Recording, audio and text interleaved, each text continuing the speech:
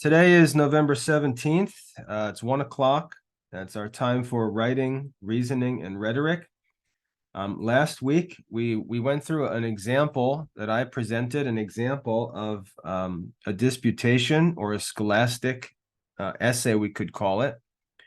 Um, I chose a controversial topic that I knew that most students would think was ridiculous when they heard it. And I did that on purpose because it shows how assumptions about ideas are very often false and misleading, and we've got to be careful. That's what it means to be prejudiced. Prejudice means you judge before you've heard the arguments. Before you've seen the evidence, you've already decided what you think the outcome is going to be. That's what it means to be prejudiced. So I chose a topic that I knew that you'd be prejudiced towards, and then I presented a pretty well prepared for argument where I went through objections, proved the objections to be false with evidence, then I presented just one positive argument that was a valid, reasonable argument, and I proved it to be valid and reasonable. And then there was really nothing that anyone could say because the evidence was pretty clear. The objections were refuted. The argument was logical. And by the time I got done, those of you who were here are witnesses that nobody had anything to say. And that's how a disputation should be. It started out looking like it was going to be ridiculous. And by the time I was done, even if you continue to disagree with my thesis, your disagreement didn't come with any proofs. And so that's the goal. And the reason why I did that was just to give you an example, to show you how it works, how it's done. And as I said before, the challenge for you is now to begin producing disputations on your own. And I'd like you to prepare them and present them in these meetings on Fridays. I'd like you to select a controversial question. Now, this is not an assignment of any kind. You don't have to do this. You don't even have to be here. So it's entirely voluntary, just for your own development. But what you've got to do is select a controversial question. That's really the biggest challenge, is selecting a good question. And then come up with a thesis statement that answers the question, the controversial question, and present that to me privately. Write to me, let me know what your question is, let me know what your thesis statement will be. And once I confirm that you've got a good question, it doesn't mean that I like it or I think other people will. It just means that it's truly a controversial question and you've got a clear thesis statement. Then you need to begin studying and thinking to identify objections that you're going to face and prepare replies or refutations for those objections. And you've got to come up with your own positive arguments and put that all together using the template that I gave you, following the example that I showed you. And when you're ready, if you want me to preview it, that's fine. But when you're ready, I'll just give you the mic during one of our Friday meetings. You can present your response to the controversial question, and then basically everyone in the meeting, in an orderly way, I'll moderate the discussion to keep it orderly. But basically everyone who's present is welcome to point out problems with your presentation or raise objections, and you've got to work to refute their objections. So that's the exercise of the disputation. And what's important to understand about it is the disputation is not a place where you prove yourself to be smart and intelligent. The disputation is actually the means by which you become intelligent. It's the exercise by which you become reasonable and develop arguments and things like that. So this is one of the biggest problems in modern society. I guess it's true of all society. It's that people don't like to share their ideas. They don't like to share things they've written. They don't like to share their thoughts. They don't like to speak in front of others. And what happens when pride keeps you from sharing ideas is you actually don't grow. You don't get stronger. You don't take risks and step into the arena, as it were, which is where you actually become stronger. Now, if any of you know me, outside of my daily CLA work, you'll know that I argue with people all the time. I used to be on social media a lot. I'm not anymore, but I'm always writing articles. I'm always posting talks. And then people comment and argue with me and back and forth. And I do that all the time. And I do that because it's the means by which I continue to grow. I continue to face new arguments, learn new arguments. Then I have to come up with responses to those arguments. That's the process by which we grow and learn how to reason. It's not this idea that you're just born with this like super brain that gives you all the answers. It's really a science and an art that you've got to exercise. And most people will never do it because they're afraid of taking a risk because they might lose. And so they would rather never try to win than ever risk losing. And that's just a really miserable way to live. You know, anytime when you watch a sporting event, anytime someone steps into an arena or into a boxing ring or onto a sports field, we all think that, well, they're trying to win, right? They're trying to win this game. But what we don't pay attention to is the fact that everyone who does that has to take a risk of losing, right? You've got to risk losing in order to win. And that's, you know, pride prevents us from being willing to risk losing. And all that that does is make it impossible for us to ever win anything. So you've got to learn. Obviously, there are things you don't want to lose at, right? Like you don't want to risk your life. That's different, you know. But to risk losing an argument, as long as you have a good sportsman-like, you know, attitude, and you can admit when you've been defeated, it's an exercise that helps you to grow stronger. And as time goes on, you'll learn from your mistakes and you'll begin to be able to win. You'll know what to expect. You'll understand how difficult it is to prepare. Your own standards will get to a point where you can anticipate the challenges and prepare for them. And that's when you start to win. But the only way you're going to do that is by losing. And I've shared stories, even in my classes and disputations in the past. There have been times where I've had students beat me.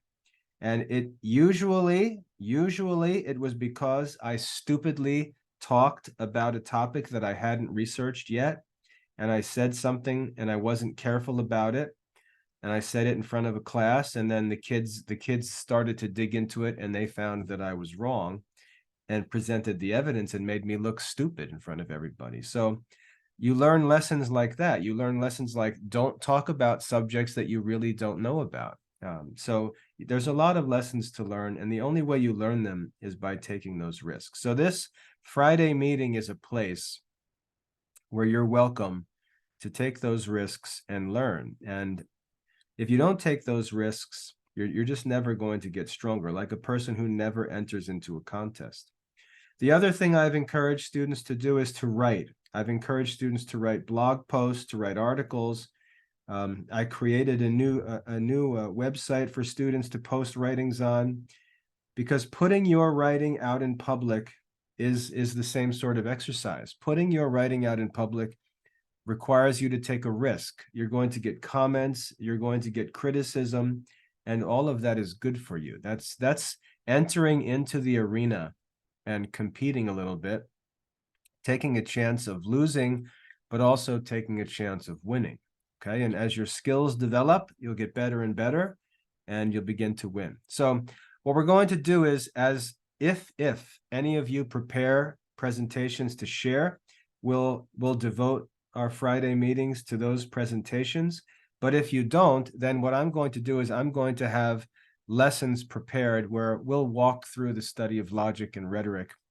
So we're just constantly developing our knowledge of these arts, which will help us at the same time with presenting disputations and preparing disputations. So it will either be someone presents a disputation or I present a lesson.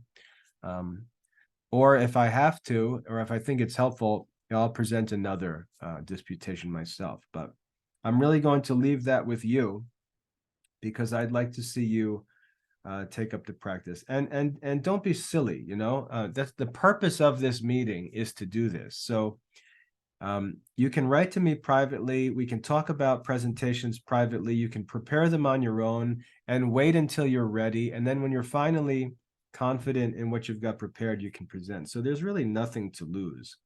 And I encourage you to take some risks. I'm not going to let anyone take a chance whose work is terrible. So I'm going to tell them in advance that this is not ready. So when someone finally does get a chance, it's going to be because they're ready to do it. And so I'm happy to work to help you to do that, but you've got to be willing to do it. Like I said, this isn't a course assignment or anything like that. It's a voluntary exercise, but it's a very important one. And I'd like to see some of you take a shot because that's the only way to get better. So having said all that, what I'd like to do today is go through the first lesson in the classical logic course. Some of you have already studied this. Most of you probably have not. But what I'd like to do in these meetings on Fridays, excuse me, is just go through these lessons, read through them one line at a time, talk about the content, and make sure everything's clear. And also, as we do in Aesop's Fables, talk about how these lessons in these logic lessons and rhetoric lessons, how they actually apply to real life circumstances, how we actually use these things. All right, not just allow it to be a class we study and then you submit an assignment and then that's it, but actually learning from these lessons and understanding how to put these things into practice, because I think you'll be surprised at how useful they can be, how important they are every day of your life. So that's what we're going to do. I'm going to open the chat back up. I don't want any fooling around on the chat. I want the chat to be for our discussion here as we go through this lesson. As I said, I'm going to walk through the lesson line by line, and then I'm going to share some thoughts about it. And if you have any questions or if there's anything you'd like to talk about, just let me know in the chat and we'll sort of expand on these lessons as we go along. So that's it. I'm going to share my screen. Let's keep the chat focused on our work, and we'll try to make some progress here. So this is this is the text from lesson 1 of classical logic. Now, if you're here in this class meeting, this live class meeting, and I just want to keep explaining this because I want you and your parents to understand this. This hour of instructional time together counts as an hour of class time towards your homeschooling requirements. So you need to make sure that you are somehow incorporating this into your homeschool plans or records, because it's a valuable source of instructional time, which is hard to come by as a homeschool student. So that's one benefit of it. But the other benefit of it is that I'm going to go through these lessons in a way that helps you get these assignments completed so that you can get through these courses in an efficient way without having to submit assignments, get them sent back to you, resubmit the assignment, go back and forth, which takes a lot of time and really, if I was in your shoes, I would find that annoying to have to go back and forth like that. But it's your fault, because if you can't complete the assignment well the first try, you've got to go through that back and forth process, and it stinks. So I'd like to try to help you avoid that. So we're going to go through these lessons, and I'll try to explain the ideas. And then what I'd like you to do, I'd like you to then go and complete these assignments in these courses and get them turned in and get credit for them and get through these courses. Now, it might not seem like very much because we only meet once a week. But if you think about it over a period of time, over the course of an entire school year, we'll meet like 40 times. So you could get through 30 or 40 lessons in the course of a year. And, while it doesn't seem like a lot to think of doing one a week, if you think of doing 30 or 40 a year by yourself, you're probably not going to make that much progress. But by doing it together, just little by little, week by week, through a number of different subjects, you'll get a lot of work done by just joining me in these classes, asking questions, paying attention, and then going and completing the assignments. Okay, so if we stick to it for some time, it'll be a means of getting a lot of stuff done in a relatively comfortable way and save you a lot of time. So that's why I say bring a notebook, bring some paper, bring a pen, jot down some ideas as we go along. And then when these classes are over, take some time, and as soon as you can, open up those lessons, complete the relevant assignments and get that stuff turned in. And I can help you to progress through the curriculum in an easy way. All right. So that's my plan. So what you've got on the screen here in front of you is the first lesson from classical logic. If you're not enrolled in classical logic, you should get yourself enrolled in it because we can complete it together and you might as well do it. It's a good course. There's two sets of reasoning courses in the academy. One is this classical logic course, which is intended to be like a high school level introductory course to logic, but it's a great course. And then there's the classical reasoning courses, which are the actual study of Aristotle's Organon, which is the real master texts. I think it's difficult for students to go through Aristotle by themselves, especially as a high school subject, because it really doesn't fit into a high school schedule. That's why I have the classical logic course. You can treat that as a high school course, put it on your transcript as a high school course. But then if you really want to get into reasoning, if you really want to get into the art and science of reasoning, you're going to need to study Aristotle. And that's just a completely separate animal. So I'm going to have live classes on classical reasoning. I think it's Tuesday mornings to go through Aristotle's Organon. That's the name of the work on reasoning, all the reasoning courses. I'm going to do that on Tuesday mornings. And then on Friday afternoons here, we'll talk about the classical logic course and the classical rhetoric course. All right. So that's the plan. Any questions about any of this stuff before I get started? Because we're just gonna walk through it, and I'll stop and make some comments and applications. Sarah, I just mentioned the difference between those two courses. The classical logic course really is it's like a summary of Aristotle's reasoning.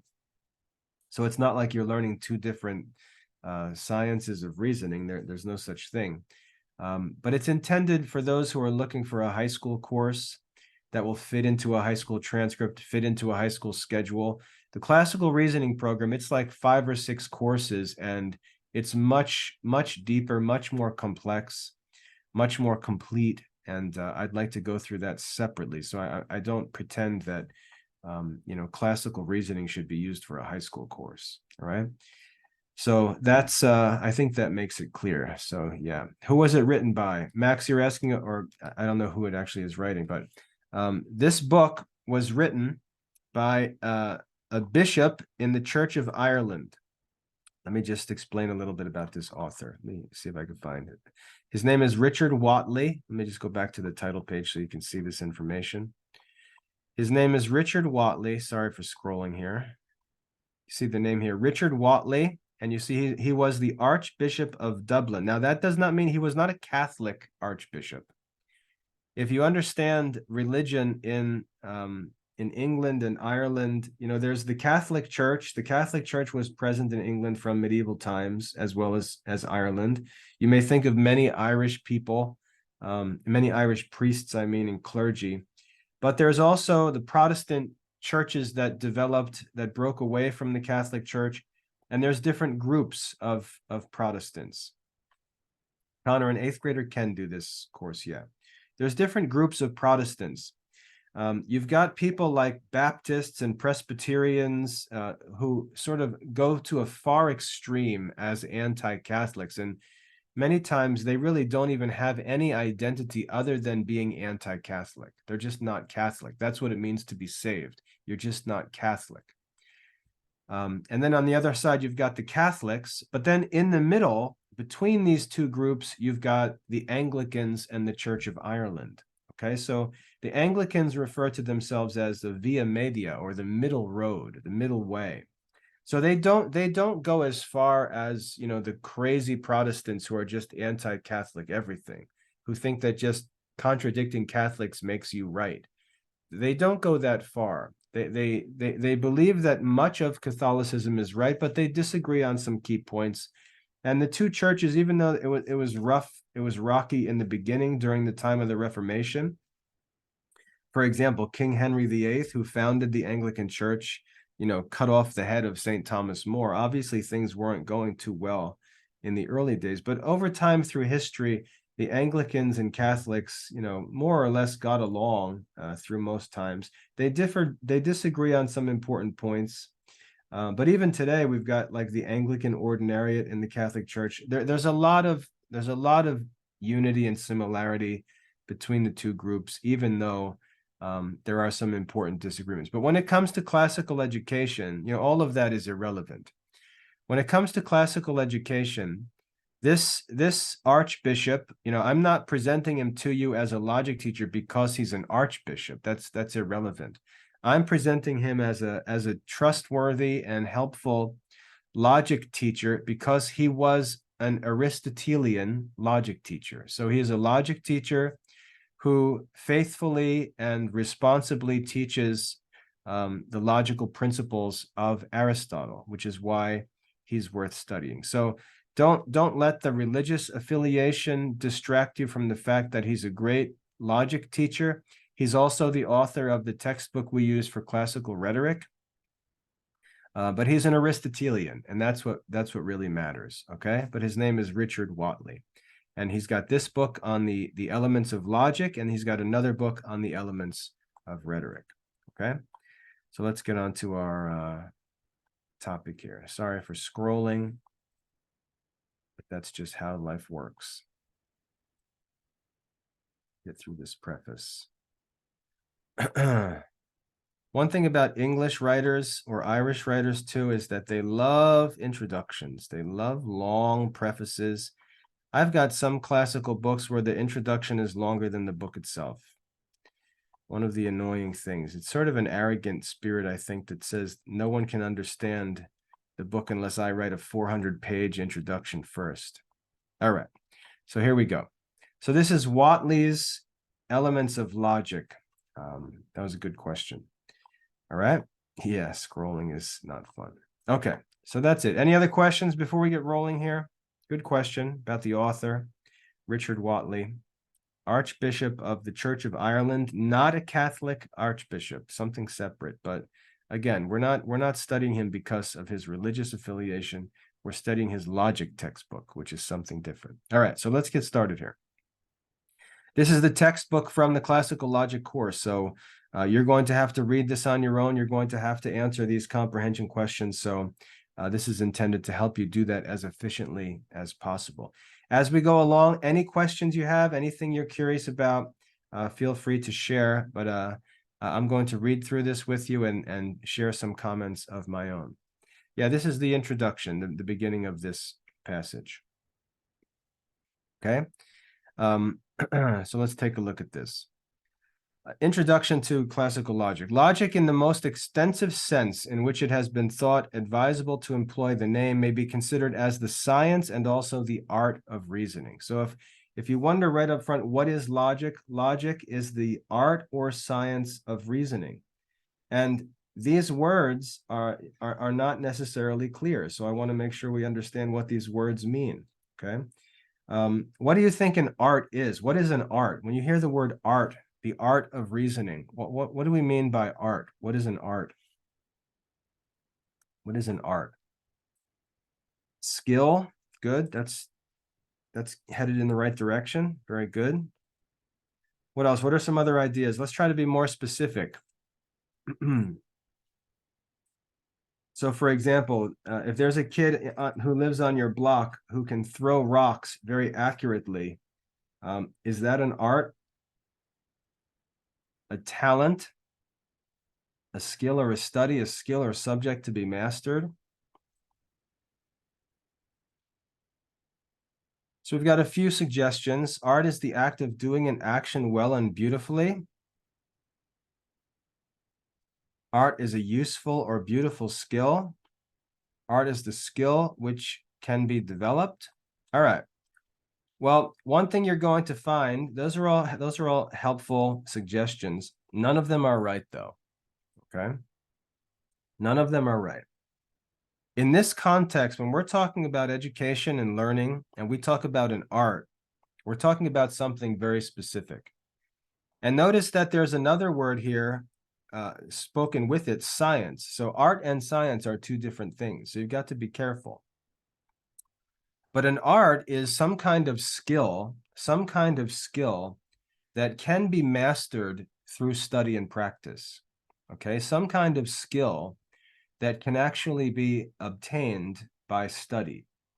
So one of you mentioned talent. That would be the opposite.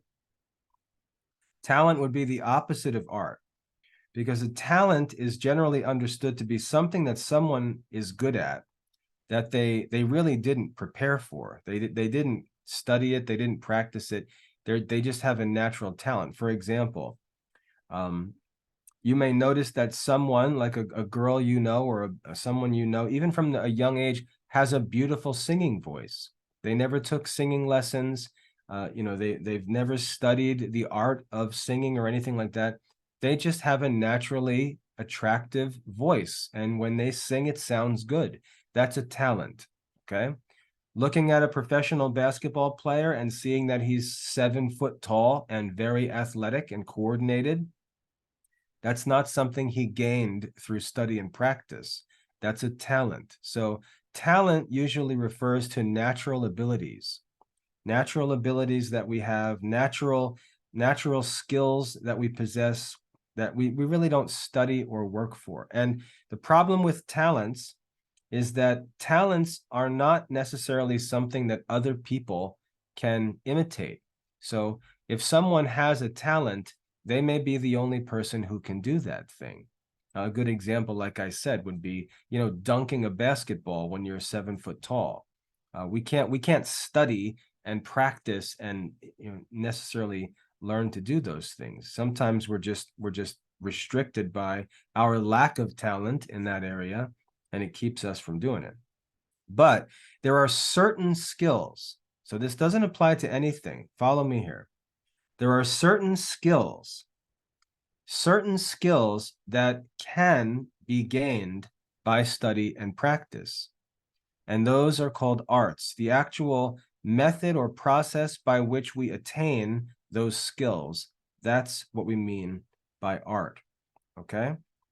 So you have to understand this accurately, and don't start chatting. I want you to pay attention. An art is a skill that can be gained through study and practice. That's what an art is. Some people may possess the skill by nature. That's talent. But if that same skill can be obtained by study and practice, that makes it an art. All right. So for example, when we learned that Mozart could compose music and play all kinds of amazing pieces on the piano when he was just 5 years old, it's obviously that's a talent, right? He's what's called a prodigy, which is an extraordinary talent. But everything that Mozart does on the piano can be done by someone who studies music, because that music is an art. So what's amazing about Mozart is the age at which he did it, and the volume of work that he was able to do, or the fact that he was a composer and composed so many things even from a young age. That may be amazing, but the art is the actual skill that can be obtained by study and practice. Okay? So that's what an art is. It has to do with a skill that can be learned by study and practice. That's an art. A science is something else. What do you think a science is? What do you think a science is? What is a science? A study. The study of the stuff. So you guys are like building a sentence together here. Is that what you're doing? We got our subject, the study, then we've got, preposition, systematized body of knowledge, Regina says. Okay, that's good. The process of determining the method of an action. Okay, some suggestions. Regina's pretty close. A systematized body of knowledge. All right. Now, let me explain what a science is, because this is important. Many of us use this word science in modern society to refer to things like biology or chemistry or physics. And these things actually aren't even sciences in this sense of the word. A science is a systematic knowledge of a subject. And what systematic means is we learn and identify the principles of a certain subject, the principles of a subject, and we understand that entire subject in a complete, orderly way. All right. A good example of a science that you're familiar with would be the Baltimore Catechism class or the Catholic Catechism. That's an example of science. You can take the Catechism as a book and you can open it up and you can find that there is an order that runs through the whole thing.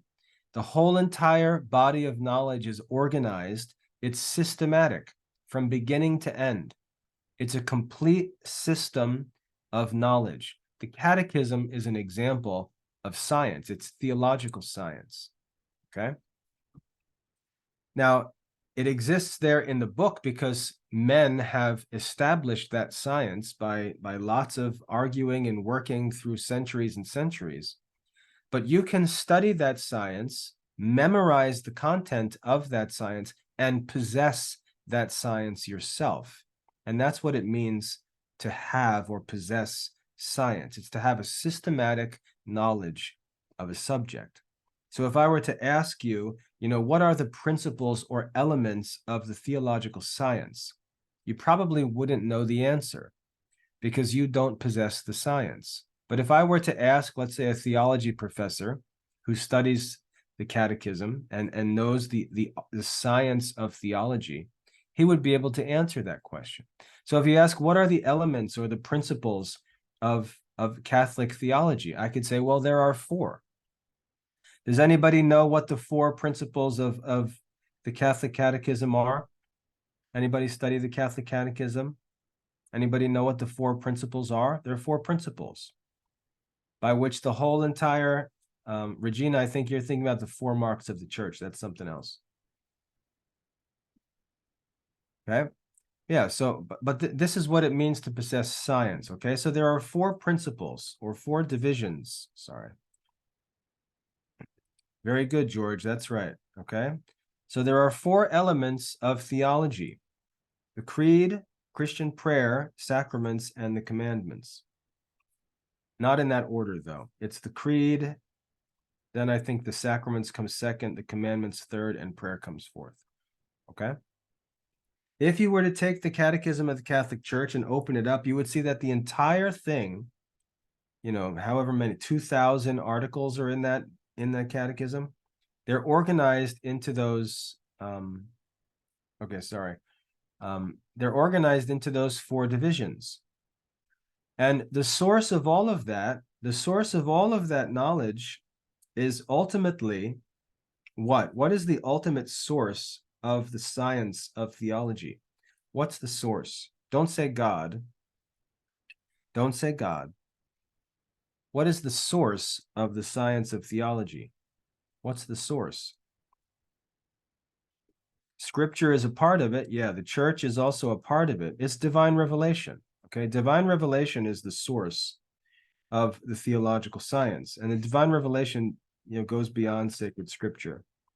It includes also revelation through the living church. Okay, but most of all, that divine revelation is through the person of Christ himself, right? God actually becoming man and living in the world and revealing God by his own life. So the divine revelation is the source of the theological science. We then draw certain principles. Yeah, no, I know. I always refer to God as I call it the Sunday school answer. I'll tell you a funny story real quick. One of my sons, when he was preparing for First Communion, he's going through all this First Communion training and teaching and all this stuff. And he got hung up on the phrase body of Christ. He knew that was important, but he really didn't know what it meant. And so one time he was being quizzed to check to make sure that he had done all of his study to prepare for First Communion. And anytime he couldn't think of the answer, he would just automatically say body of Christ as that's like the go-to answer, body of Christ. And so I always refer to things like that as the Sunday school answer. It's like the first thing the kids yell when you ask a question, they raise their hand and yell God, or for my son, it was body of Christ. Like It's sort of this default Sunday school answer. So that's why I don't want you to say God. There's, what specifically about God, or what specifically from God, and so on. So that's what I meant by that. But what we see in the catechism is an example of a science, right? An example of a science, okay? You can know what the principles are. There's a beginning, a middle, and an end. It's all organized. One part leads to another part. The whole thing is an orderly, systematic knowledge of a subject. That's what science means, okay? That's why I say, like in modern schools, biology is called science, but it's not really a science because the principles aren't discovered. The kids don't gain any systematic knowledge. There's no real knowledge of elements, or it's just a bunch of information. That's not science. That's just information, okay?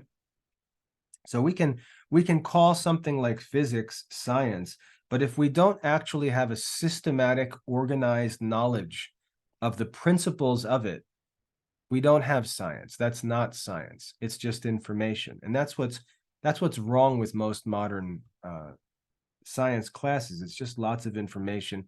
You don't actually gain real science. So these two words are important, and make sure you understand them: art and science. Art and science. So to check you here, who can tell me what an art is based on what we discussed? What is an art? What is an art? Something you learn by studying. Something you learn by studying. So the Apostles' Creed then is an art, something you learn by studying. So the Apostles' Creed is an art? No, that's not what an art is. Skills, not subjects. Stick to it's they're skills. An art is a skill, something you do that can be attained by practice and studying. Good. Okay. A skill that can be mastered, a skill that can be attained through study. There are some skills that you cannot attain. There are some skills that, without certain talent, you're just not going to get it. There are some skills that people can do accidentally. But when we find that a skill is possible, if we study the person who does it and then develop a method to do what he does, that's what we call an art, okay? So in history, a quick history lesson here. In history, there were men who, by natural talent or some kind of natural ability, had amazing skills. And they were treated almost like they had some kind of divine inspiration, because no one could understand how they did something so well. For example, they could sing beautifully, and people would say, he's been given this gift by the gods, right? It's by the gods that he does this. And they would hold these people in all of this admiration, and they'd get all excited and celebrate them and stuff. But what wise men started to do was study those people and try to figure out what about them is making them sound beautiful. And so they would study skilled people. They would study talented people and try to figure it out. Why, when this person sings, does everyone say it sounds nice? What is it about the singing? What is it about the way the person sings that everyone thinks is nice? And so they would study it, and they would start to figure out what exactly is going on that people are attracted to. And then they would see if they could reproduce that in other people. So for example, if there's a certain way that a person's voice vibrates, and that's what people like, well, I can figure out what causes the voice to vibrate, and I can then begin to train myself to make my voice vibrate and make myself sound like that other person, and prove that singing is an art. It's something that we can study, figure out a process for, and then practice it. So there are some things, some skills that can't be reproduced. Those are not arts, they're just talents. But we study talented people to try to figure out how they do what they do and figure out if we can reproduce it. That's the pursuit of arts, all right? And tell me now, what is a science? What is a science? What is a science?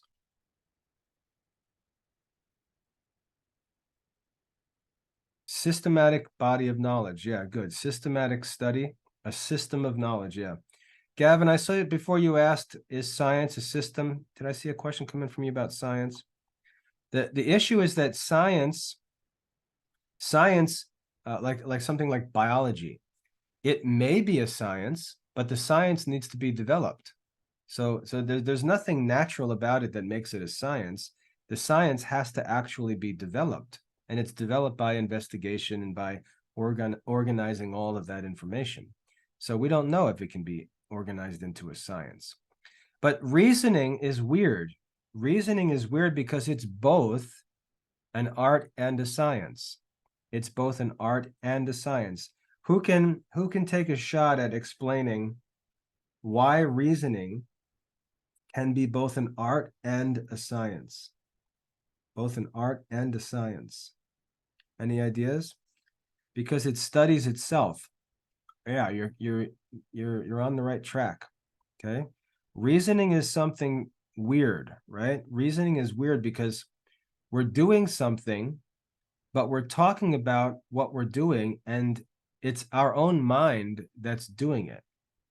So something weird is going on when we talk about reasoning. So we can study ourselves. That's one of the unique powers of reasoning. Reasoning gives us the power to actually study our own reasoning. It's like this sort of circular investigation. We can study ourselves. So reason can contemplate itself. That's one of the unique characteristics of reasoning.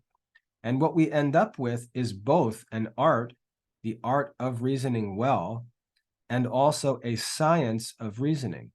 Okay, so we can end up with both an art and a science of reasoning. Okay, so these two words, art and science. And this is why I say it's helpful for us to go over these things, because if you would have just picked up this book and read that first sentence, I'm quite certain you would not have recognized the importance of the terms that are there in that first sentence. So now you understand what a science and an art is, and why reasoning can be both an art and a science. Now, it's an art. That means at some point in history, people studied certain individuals who were talented at reasoning. And they tried to figure out how in the world do they do what they do. And by studying it, they were able to figure it out. Now, the problem was in history, when it was figured out for bad reasons. Men like Aristotle lived in a culture where there were men called sophists, and I'll type this. One second, I'll type this for you.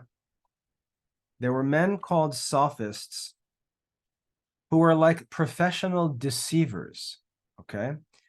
And they would be hired by wealthy or by powerful men to come up with arguments or come up with defenses if they were going to court or something like that, or come up with false accusations. And they were so powerful in arguing, they appeared so powerful in their reasoning that they could control the outcomes and deceive people and mislead people, cause judges to rule in their favor, all these different things, win elections and so on. And the wise men in the society saw all the trouble that these men were causing, and they couldn't figure out how in the world they accomplished what they accomplished. Why were they so persuasive? Okay. Why were they so persuasive? Pay attention with me here. So wise men wanted to solve this problem because common people were being taken advantage of by these sophists. So wise men started to study them to try to figure out what exactly was going on that made their speech persuasive to people. And as time went on, wise men started to develop the art and science of reasoning. They started to figure out what it was that was causing them to be persuasive. Because the wise men like Aristotle, they knew that what these men were saying was false. And yet, for some reason, people hearing them speak were persuaded that it was true. So it was a concern for the wise men.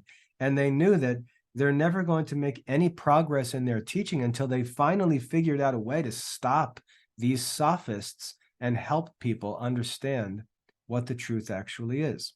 So that's where the study of the art of rhetoric and the study of the art of logic ultimately came from. It was these philosophers trying to figure out what the sophists were actually doing that was making their speech persuasive. And then once they figured it out, they could establish a true art and science of reasoning and also explain in a scientific way. They could explain to people and demonstrate what the sophists were doing that was false. So in order to save people from false reasoning, they had to figure out the true art and science of logic and then explain what was false about the sophists. Now, what the sophists did, and we're going to study this, they used what are called fallacies. Does anybody know what a fallacy is? You probably heard the word, but anybody know what a fallacy is? The sophists were just talented, Gavin. They were just like clever, cunning people. Anybody know what a fallacy is? Answer my question if you're going to chat. Yeah, they were naturally talented. They were just very naturally, shrewd in their thinking and persuasive, but they were false. All right. That's good, Josh. Joshua has the right answer there. A fallacy is an apparent syllogism. That's the right answer. Okay. A fallacy is an apparent syllogism. So you see what's dangerous about a fallacy is that it's presented in the form of a syllogism and it appears to be true. So it's not something stupid. It's not something ridiculous, not just a lie. It's much more complicated than just being something that's false. It's actually a false argument that for some reason appears to be true. A false reason that appears to be true. And we're going to study the fallacies in a future lesson together, and we're going to go through all the different fallacies. So we'll get into that, and you're going to really love that. But you're going to be amazed at, like someone mentioned before, one of the comments was like, there are sophists today, right? There are people who do those things today. You're going to be amazed when we get into the fallacies how common they are and how they're used by people all over the place. They're used in advertising, they're used in politics, they're used in business, they're used in personal relationships. You may argue with one of your siblings and you may use a fallacy, or your sibling may use a fallacy. They're very, very common because they appear to be true. Sometimes they're used innocently, like you use an argument that you think is good, but it's actually a fallacy, and someone will point that out. And sometimes they can be used intentionally. Someone can actually compose an intentional fallacy that appears to be true. And that's what happens in deception, okay? Are syllogisms another term for arguments? A syllogism, well, we're going to get into that in this study, but a syllogism is simply the form of a true argument. Okay, a syllogism is the form of an argument. And I'll give you an example real quick of a syllogism. I'm going to type one out here real quick. This is a syllogism.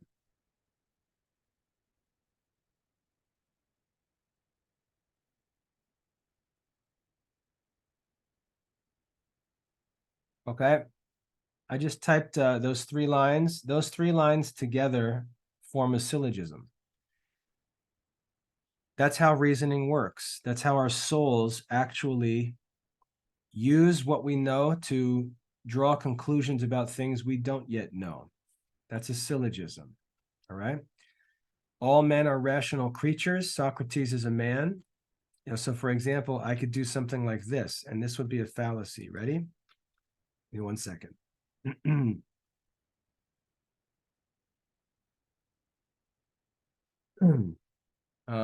Let's see, who do I want to use here? Sarah asked this, so I'll use Sarah in this.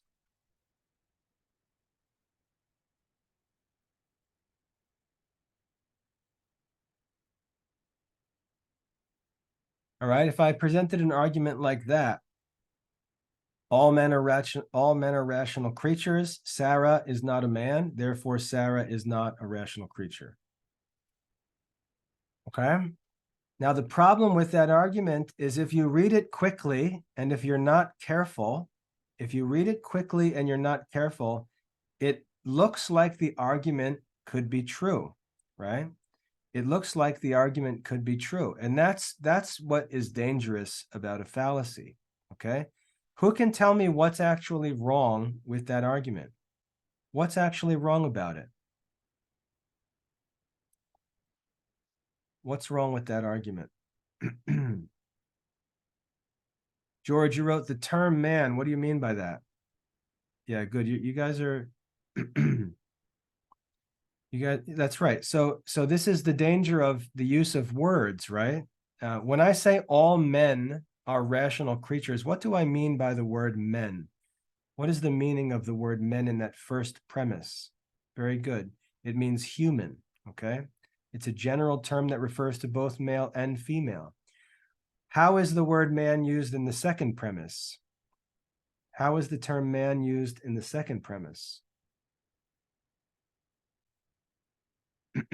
As a male human, right? So what's happened there in the midst of the argument, I've actually changed the meaning of the term. That's a fallacy, okay?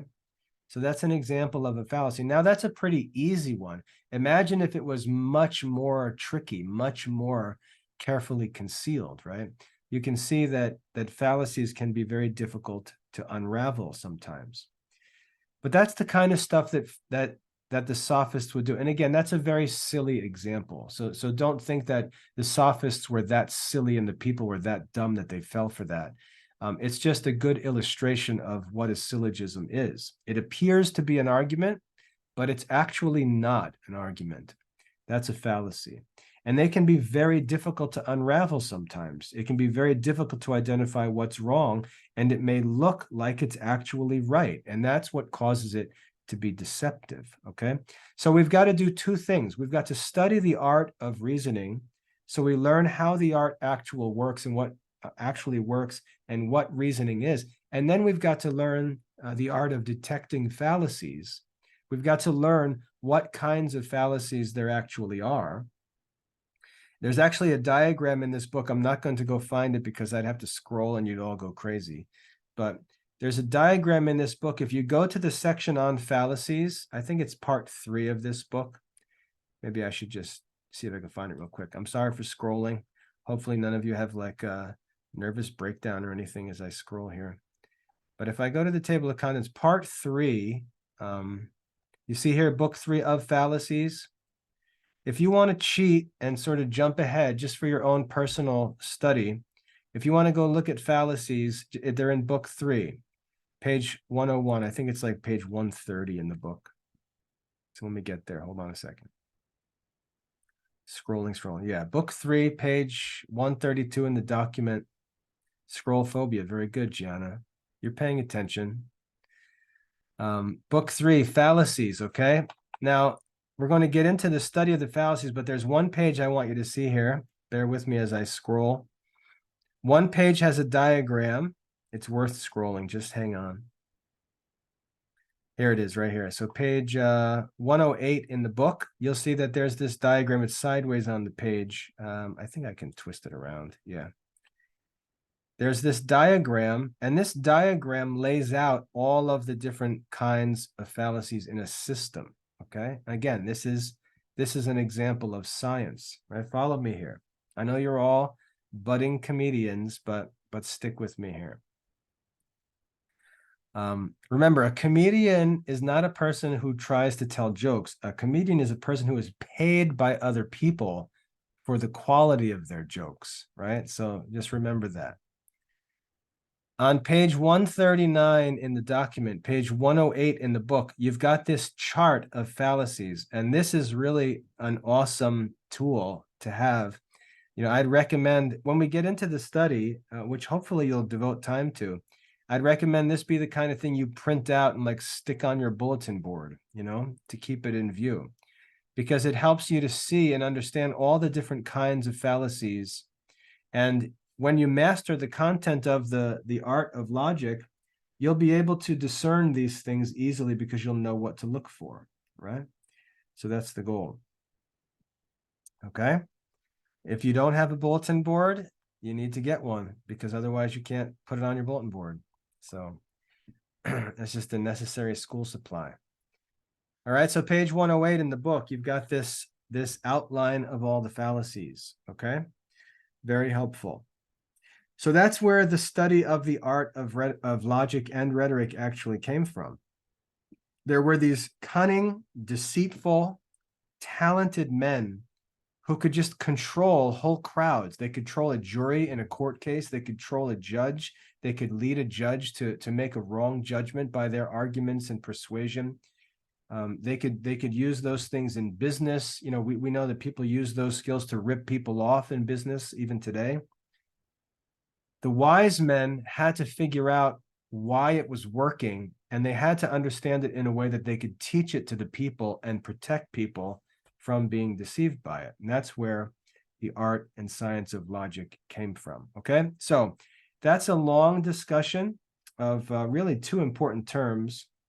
We talked about what an art is, what a science, and you'll hear these words used all the time wrongly, right? You'll hear all kinds of nonsense. The art of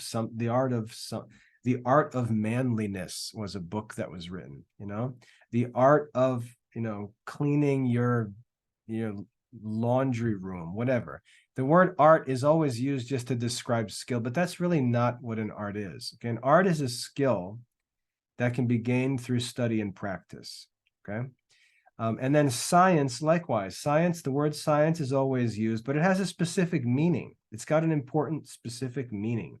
It means a system of knowledge where the person understands the principles of a certain subject, a certain area of knowledge, and the person has a complete organized knowledge of that subject. That's the kind of stuff we're supposed to be seeking through our studies. We're supposed to be seeking scientific knowledge, and that doesn't mean biology and chemistry. It means a certain quality of knowledge that's gained by studying works that contain the sciences, written out in them. And only wise men can offer that. You know, we can only get science from men who are actually wise men. So I hope that that's helpful. It's already 2:00, so we need to wrap up here. But reasoning is an art and a science. Make sure you understand what that means. The fact that it's an art should make you happy because it's not something that some people are just good at. Anyone can be good at reasoning, but you have to study it because it is a skill. Some people are naturally very good at it, almost like a spiritual gift, if you want to use that kind of language. But some people are naturally talented in reasoning. But because it's an art, anyone can learn it by studying the science and art of reasoning. So that's why it belongs in schools, because it's something everyone can actually study.